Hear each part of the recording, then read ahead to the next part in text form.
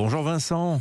Bonjour Dimitri, bonjour à tous, bonjour Valentin et Valentine. L'affaire des ballons n'en finit pas de rebondir. La tension monte entre Washington et Pékin. Oui, alors vous savez, les relations de bon voisinage ont besoin de clair-obscur et parce qu'on n'est pas obligé de réagir à ce qu'on n'est pas censé avoir vu. Alors pendant les années Trump, au moins une demi-douzaine de ballons chinois ont été repérés en train d'espionner l'Amérique, mais la Maison-Blanche faisait semblant de ne pas les remarquer, et Joe Biden en aurait fait autant si la météo particulièrement radieuse de ce début février n'avait montré à tous les Américains la bautruche gigantesque accrochée au plafond du Montana. On connaît la suite, la frénésie des réseaux sociaux, des chaînes d'infos et les républicains à l'affût en cette fin de mandat ont obligé le président à prendre une posture virile. Il a annulé la visite en Chine de son ministre Blinken, il a dégainé son Colt et dégonflé le ballon. Mais depuis, ça n'arrête pas. Une Fantasia. Un, puis deux, puis trois nouveaux engins ont été éliminés à coups de missile comme on tire au bal-trap. Un parallépipède, un autre cylindrique, un octogonal qui volait plus bas. Et à cette floraison, eh bien, il n'y a rien de surprenant. Comme on a réglé les radars pour voir les ballons, on réalise qu'ils sont nombreux à errer dans la stratosphère, lents et légers.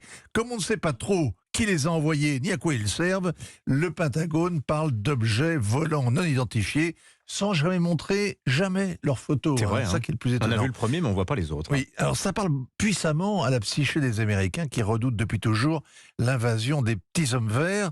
Le porte-parole de la Maison-Blanche a dû préciser hier soir n'avoir aucune indication d'activité extraterrestre.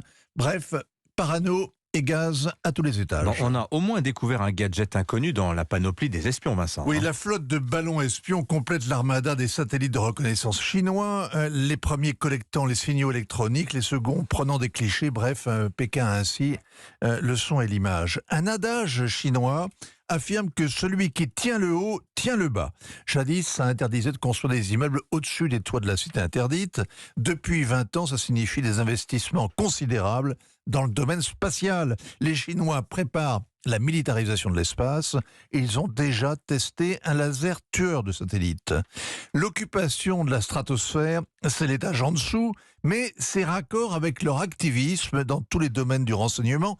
Leurs agents qui surveillent le monde entier seraient 200 000 à comparer aux 7 000 fonctionnaires de la DGSE. L'inconvénient de cette affaire de ballon, c'est que la rivalité sino-américaine a besoin de sérénité pour être contenue. C'est d'ailleurs pour préparer un sommet entre Joe Biden et Xi Jinping que Blinken devait aller à Pékin. Le projet est tombé à l'eau avec les débris de la montgolfière. Après s'être excusé, ce qui est rarissime, Pékin dénonce maintenant l'Amérique, le plus grand empire d'espionnage criminel au monde. On doit s'en réjouir à Moscou, à Téhéran, en Corée du Nord.